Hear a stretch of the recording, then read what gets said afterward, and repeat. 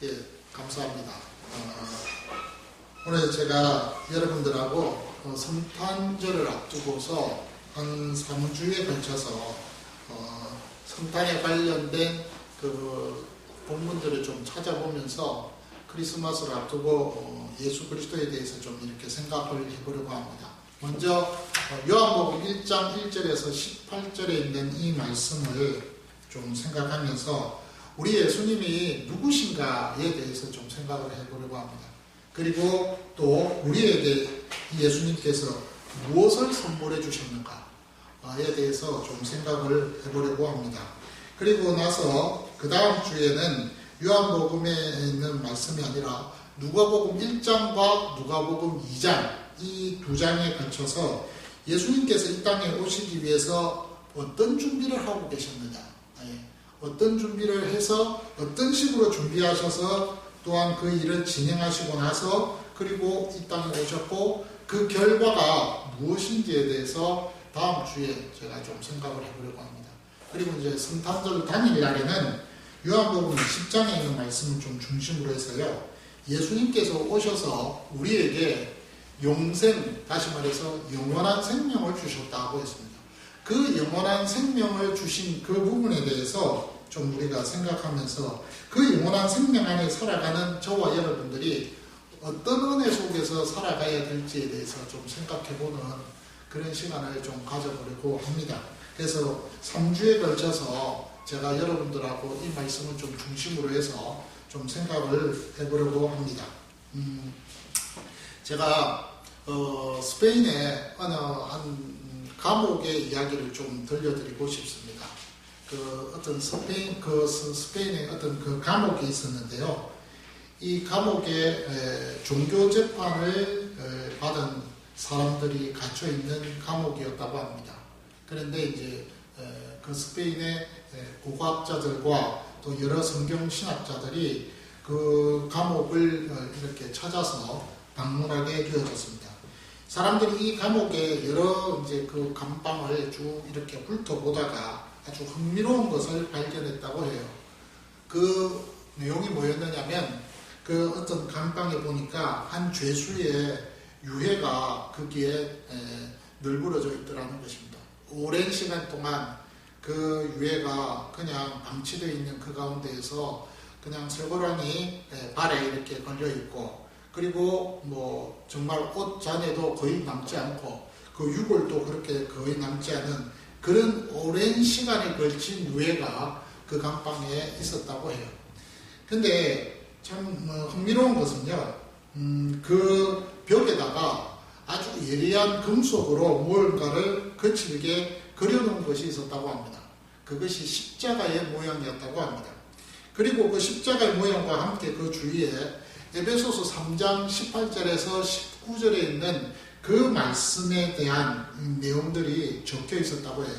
그렇다고 해서 뭐 그 에베소서 3장 18절에서 19절에 있는 전체의 내용을 다 그 예리한 어떤 그 금속으로 이렇게 벽에다가 기록한 것이 아니라 그냥 아주 짧게 4개의 단어를 가지고 표현을 스페인어로 적었다고 합니다.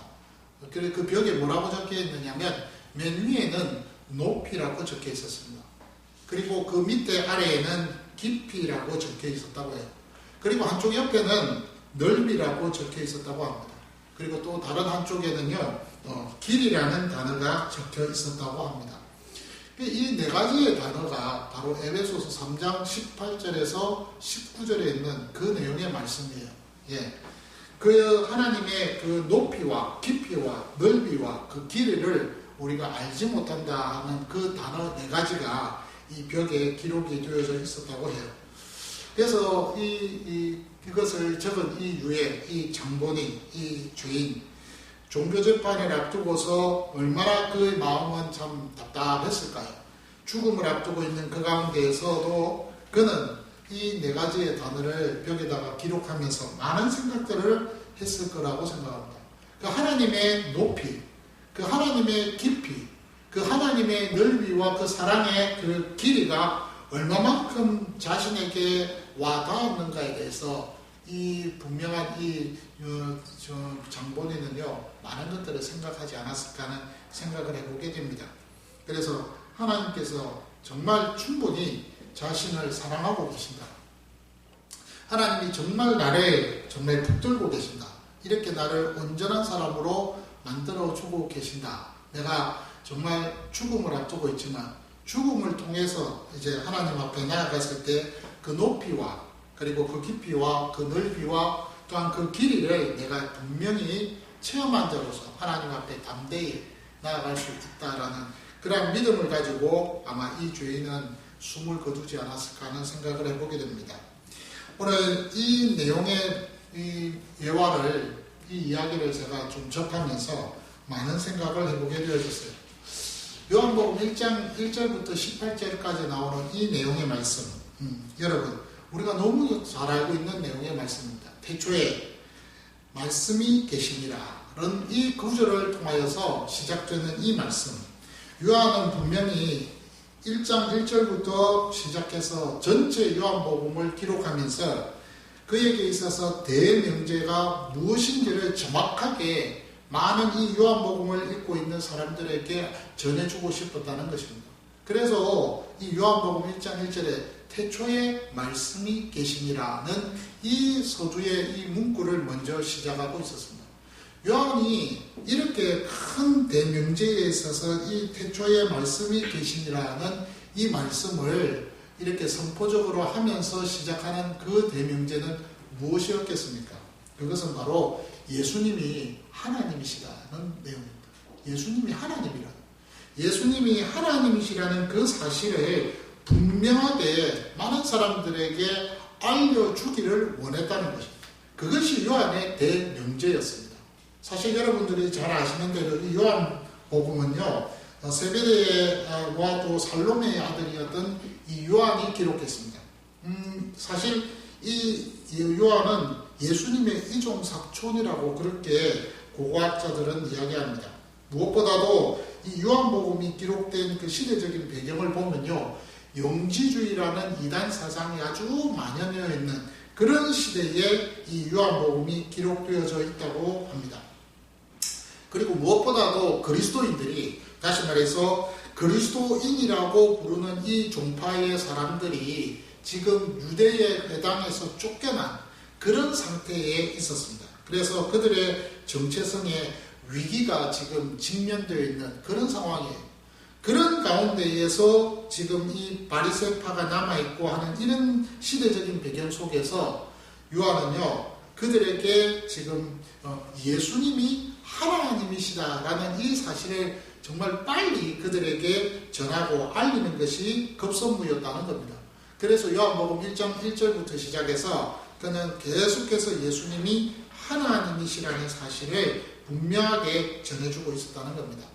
오늘 제가 여러분들에게 성탄을 앞두고 나서 오늘 이 요한복음 1장 1절부터 18절까지 제가 여러분들에게 하고자 하는 그 내용의 말씀은 예수님이 오시기 전에 어떤 분이셨느냐 하는 그런 내용. 예수님이 이 땅에 오시기 전에 어떤 분이셨습니까? 하나님이셨다는 거예요. 요한이 말했듯이 하나님이셨어요. 그분은 하나님이십니다. 그래서 그 하나님에 대해서 분명하게 요한이 언급을 했던 그 내용이 1절부터 시작되고 있는데요. 태초에 말씀이 계시니라 라고 시작을 합니다. 이 말씀이 하나님과 함께 계셨으니 라는 내용으로 진행을 하고 있어요. 하나님과 함께 계셨다. 사실 이 헬라어에서 하나님과 함께라고 했을 때 이 함께라는 이 내용은 전치사 프로스라는 그런 단어를 사용하고 있어요. 이 프로스라는 이 단어는요, 뭐뭐와 함께라는 그런 뜻이 아니에요. 이것은 뭐뭐에 따라서, 뭐뭐를 향해서, 뭐뭐와 함께 줄곧 그 진행하는 방향을 나아가는 그런 내용을 할 때에 프로스라는 이 내용을 기록하고 있습니다.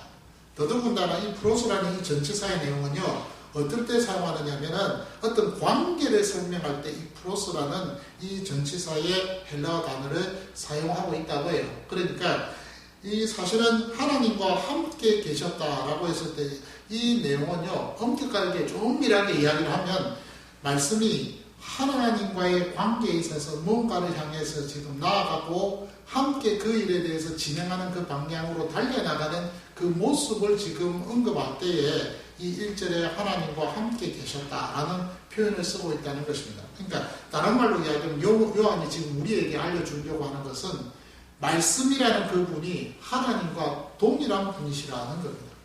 말씀이라는 그분이 헬라어의 로고스라는 이 내용이 하나님과 함께라고 했을 때 동등한 위치에 있었다.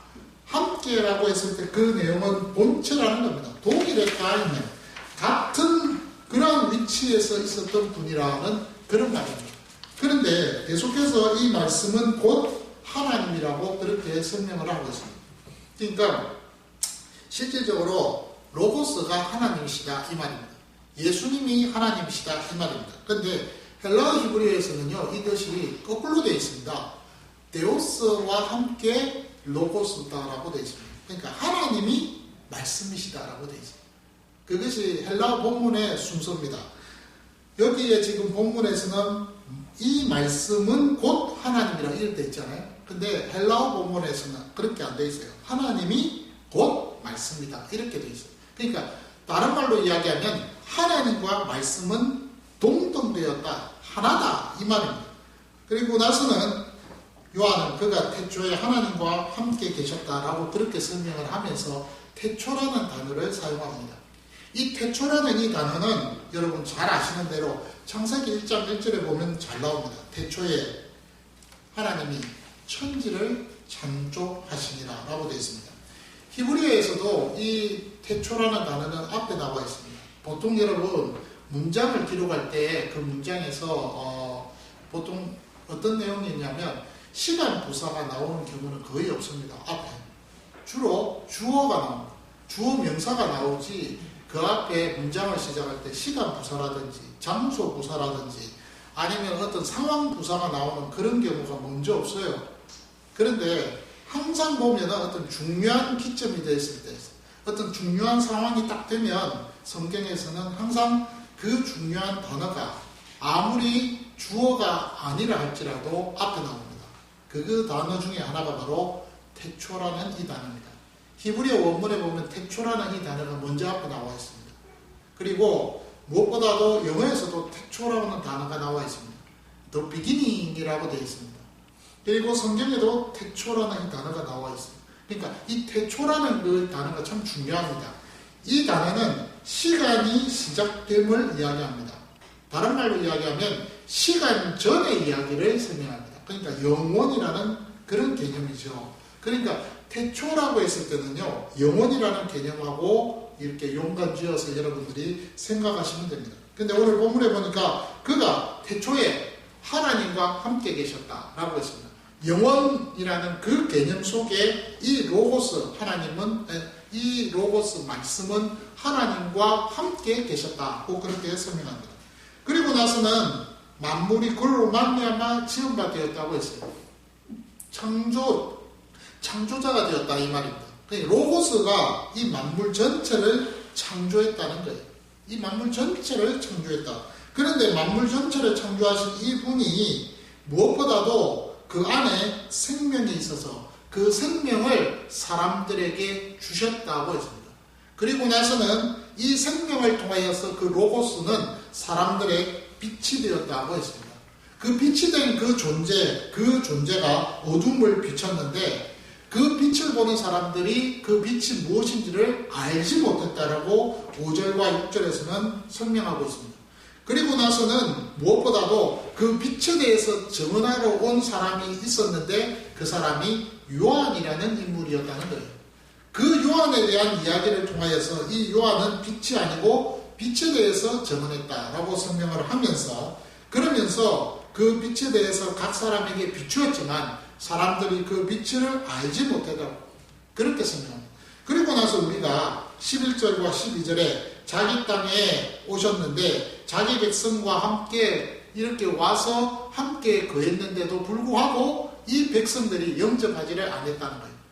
그래서 12절에 영접하는 자, 곧 그 이름을 믿는 자들에게는 하나님의 자녀가 되는 권세를 주셨다라고 그렇게 말씀을 하면서 이것은 어떤 혈통이나 또는 어떤 육정으로 된 것이 아니고 사람의 뜻으로 된 것이 아니고 하나님의 오직 하나님께로부터 난 자라고 그렇게 설명을 하고 난 이후에 이 빛으로 오신 이 존재, 이 본질적인 하나님이 어떤 분이신가에 대해서 이야기할 때 은혜와 진리가 충만하신 분이었다고 그렇게 13절부터 18절까지 설명을 합니다. 그러니까 결국은 오늘 이 본문에서 우리에게 들려주고 있는 말은 뭐냐면 예수님이 하나님이시라는 거예요. 그 예수님이 하나님이신데 그분이 이 땅에 오시기 전에 하나님으로서 계셨는데 그 하나님께서 지금 이 땅에 오셨다는 그런 말씀입니다.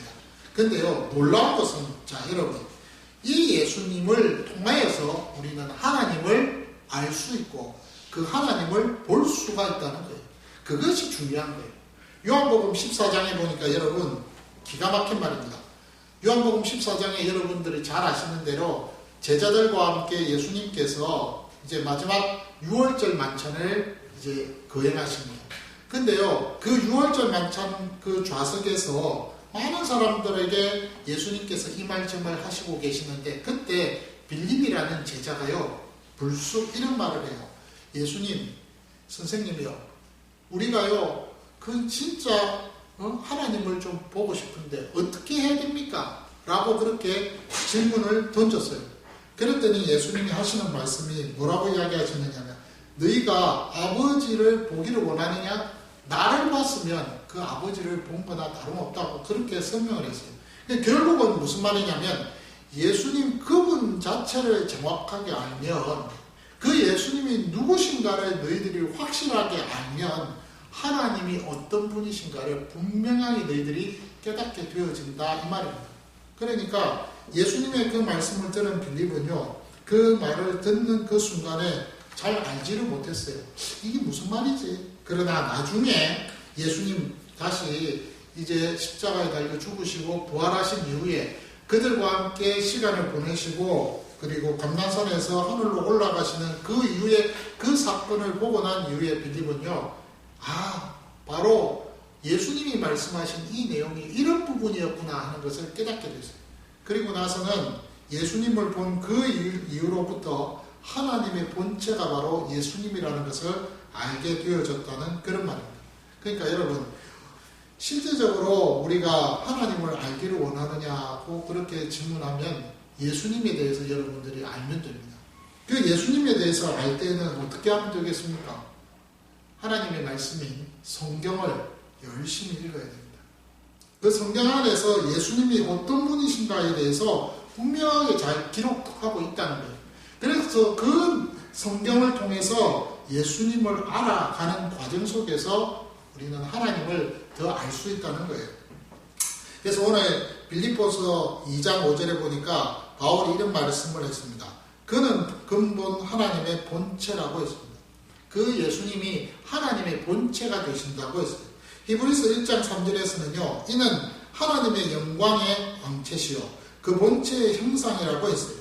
그러면서 그의 능력의 말씀으로 만물을 붙드시며 죄를 정결케 하는 일을 하시고 높은 곳에 계신 지극히 크신 이의 우편에 앉아 계신다고 그렇게 말씀하고 계십니다. 이분이 바로 예수님이시라는 거예요.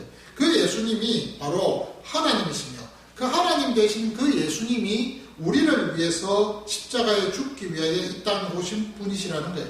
그리고 만물의 근원이 되시고 그분은 또한 생명 그 자체가 되시고 빛 그 자체가 되시고 은혜 그 자체가 되시고 진리 그 자체가 되시는 분이시라는 그런 말입니다. 그런데요, 이런 예수님이 이런 분이신데 하나님이신데 더 놀라운 것은 그분이 우리와 함께 계신다는 거예요.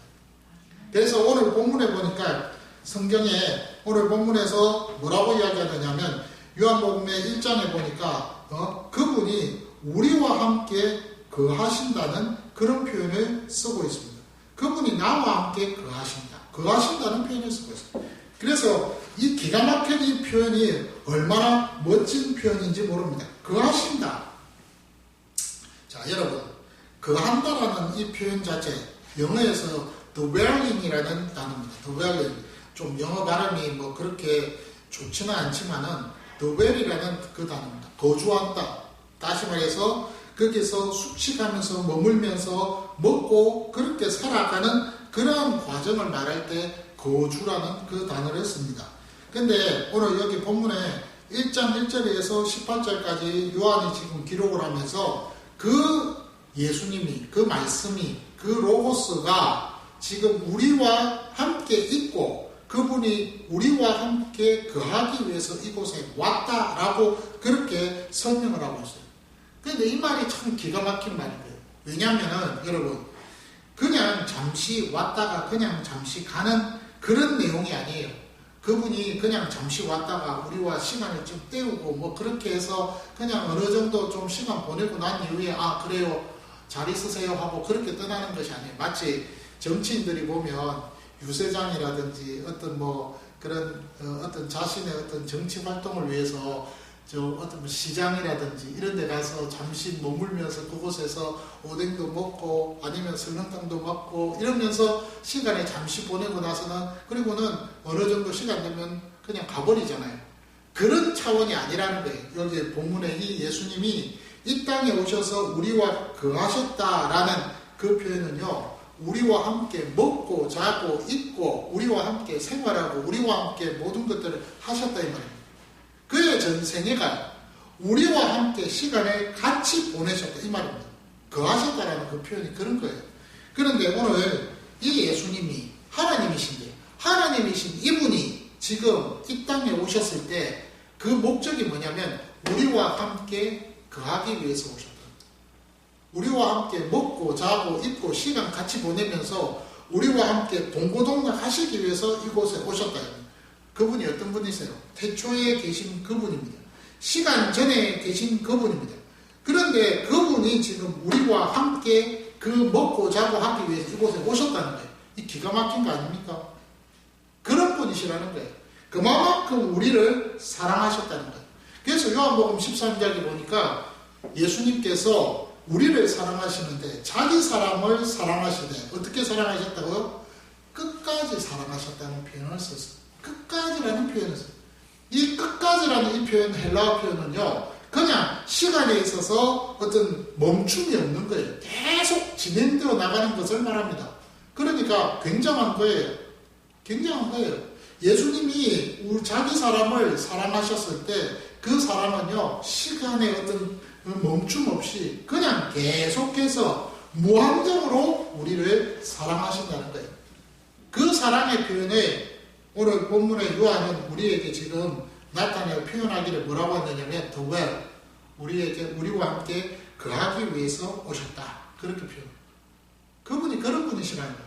무엇보다도 그분이 그런 분으로서 우리와 함께 계시면서 그러면서 우리에게 어마어마한 사랑을 지금 보여주고 계신다는 거예요. 그 사랑의 표현이 무엇입니까? 오늘 요한복음 1장 12절에 있는 내용의 말씀입니다. 영접하는 자, 곧 그 이름을 믿는 자들에게는 하나님의 자녀가 되는 권세, 엑소시아를 주셨다. 그것을 소유하게 해주셨다고 그렇게 말씀하고 있다는 거예요. 자, 여러분, 오늘 하나님께서 그의 사랑을 이렇게 표현하셨습니다. 하나님의 자녀가 되는 엑소시아를 주셨다. 우리는 이 권세라는 이 단어를 굉장히 좋아합니다. 이 권세라는 것은 어떤 힘을 나타냅니다. 권력을 나타냅니다. 근데요, 죄송하지만 헬라어의 이 엑소시아라는 이 단어는요, 그런 단어가 아니에요. 이 단어는 권리와 권위를 의미하는 단어입니다. 실제적으로 헬라어에서 권세라는 그러한 단어를 사용할 때는요, 크라토스라는 단어를 사용해요. 그 다음에 능력과 힘이라는 단어를 사용할 때는 두나미스라는 단어를 사용합니다. 근데 요한은 이 두나미스라든지 크라토스라든지 이런 단어를 쓰지 않았어요. 엑소시아라는 단어를 썼어요. 이 엑소시아라는 이 단어는요, 권위 또는 권리 이런 뜻이에요. 이 말은 어떤 법적인 용어를 의미합니다.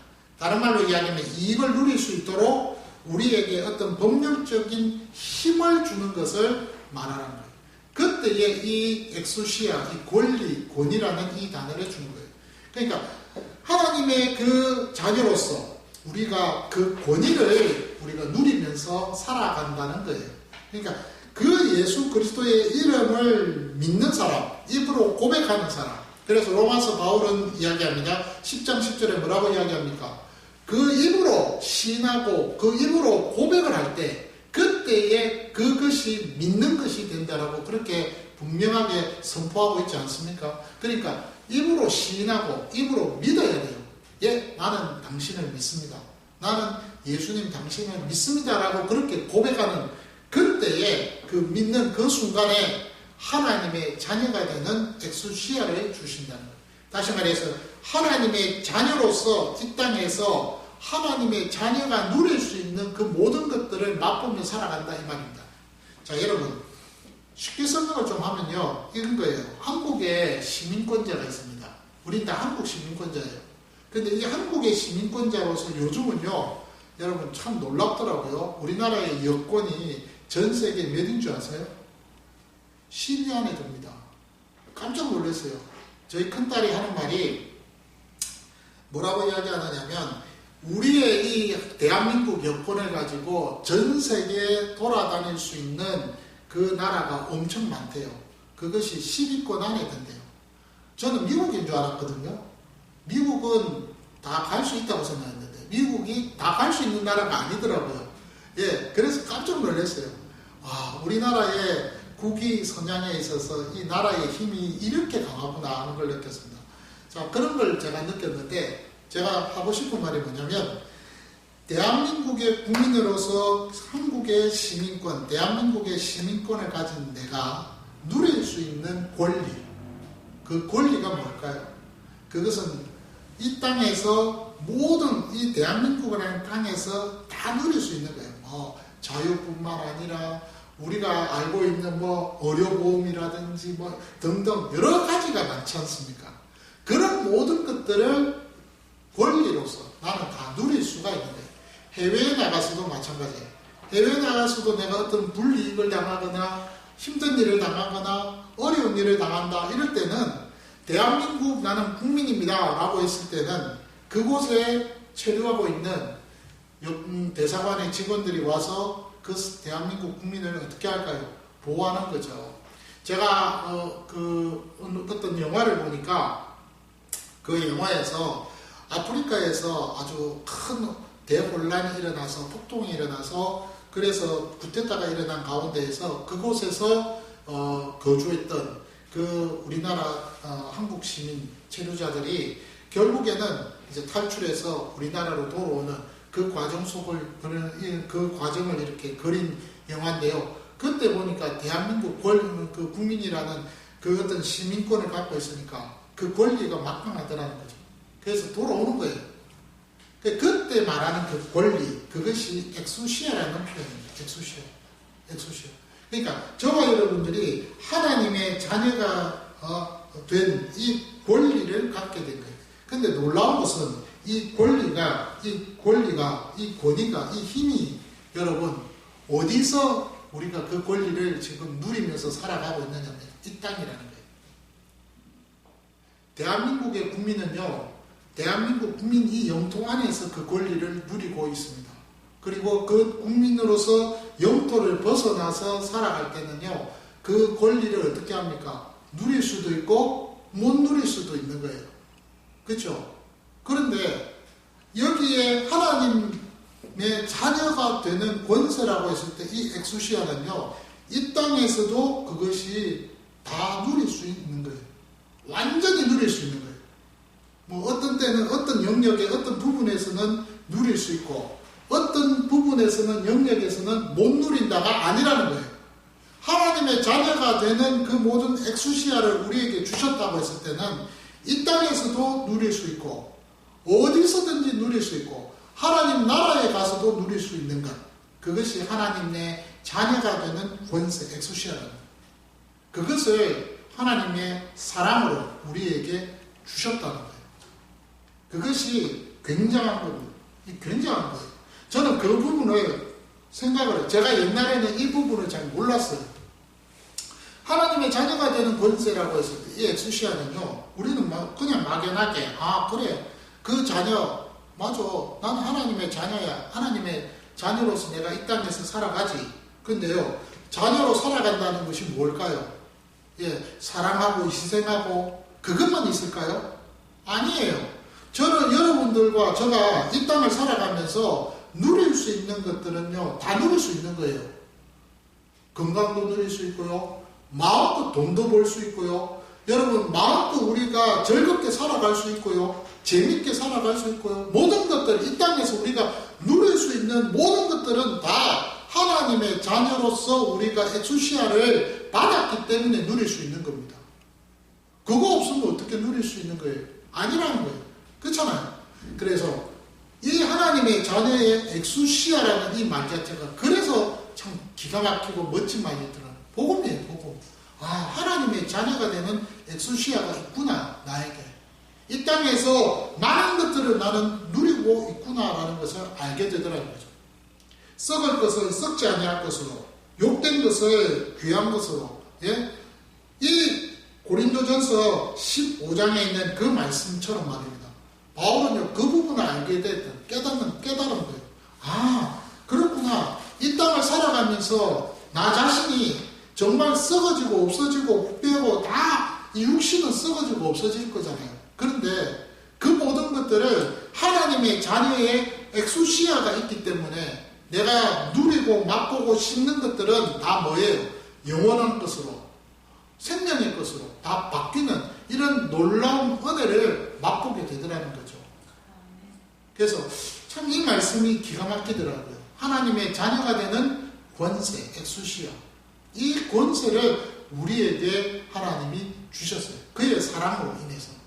그래서 이것이 기가 막힌 거라는 거죠. 오늘 지난주에 제가 여러분들에게 드린 말씀이 하나 있습니다. 소명이 뭘까에 대해서 제가 설명을 드렸죠. 소명은 하나님이 나를 부르셨다라는 그 확신이 있을 때 그거는 소명이다 라고 제가 말씀드렸습니다.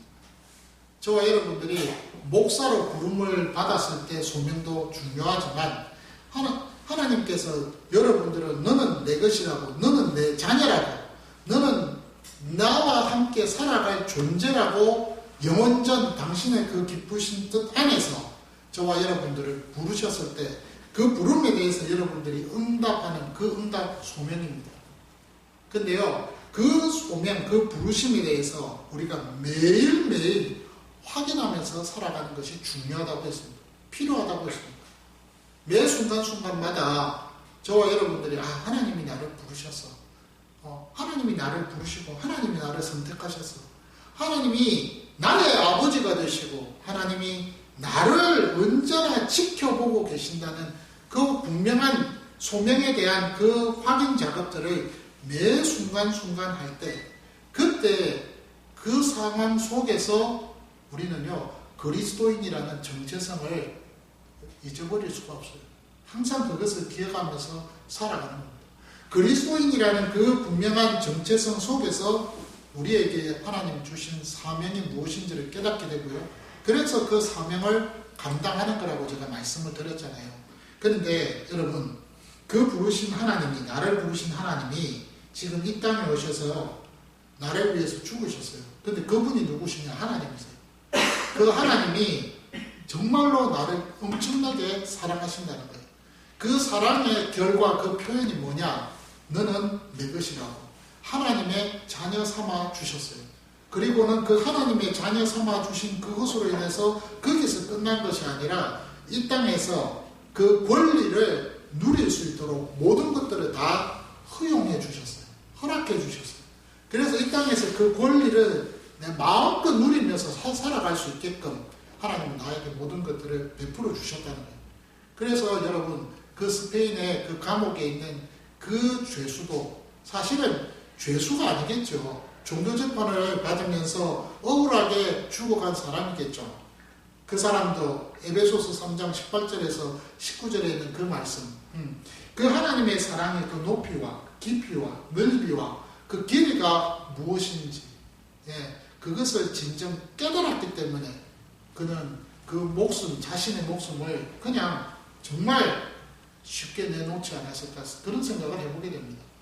오늘 제가 여러분들에게 드리고 싶은 말은, 요한이 지금 우리에게 하고 싶은 말이 그 말입니다. 자, 여러분, 저와 여러분들이요, 살아가면서 예수님이 누구냐고 그렇게 물어보는 주변에 있는 사람들이 분명히 있을 겁니다. 예. 마태복음 21장입니까?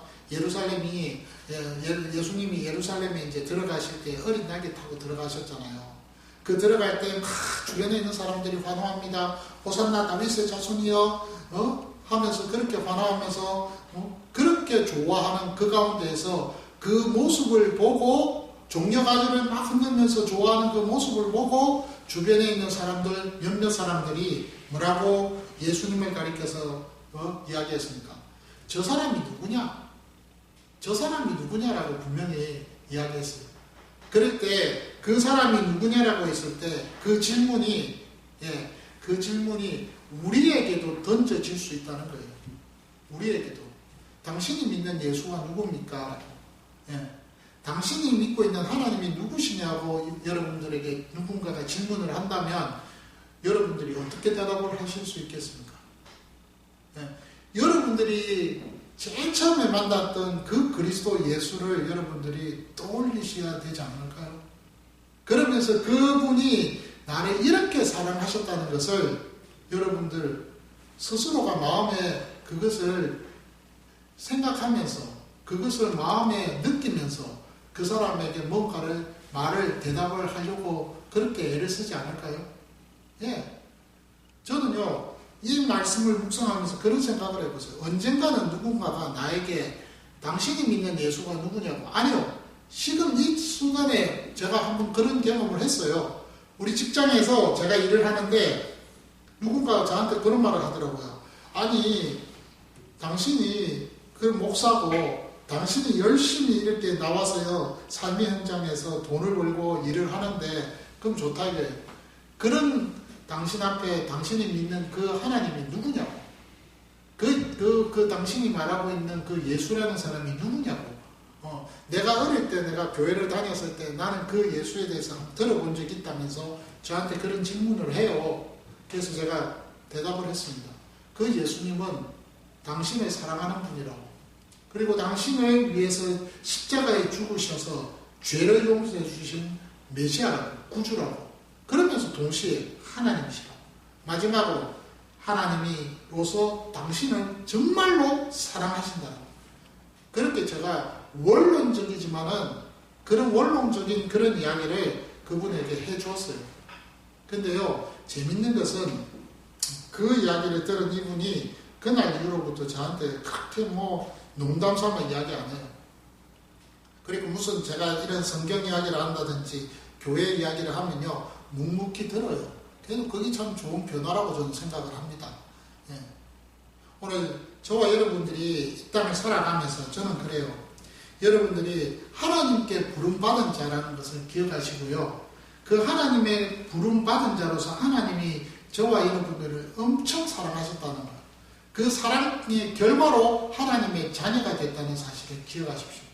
그리고요, 무엇보다도 이 사실을 알고 믿고 그것을 마음에 간직하면서 여러분들의 자녀에게도 여러분들의 주변 이웃들에게도 그것을 알려주십시오.